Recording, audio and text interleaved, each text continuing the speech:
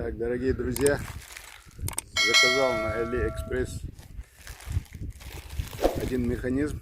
Вот его получил недавно, где-то около 3 недель. Подождал.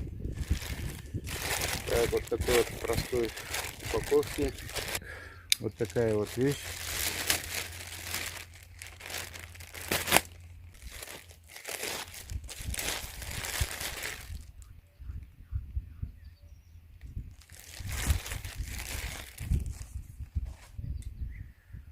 Так, что же здесь такое?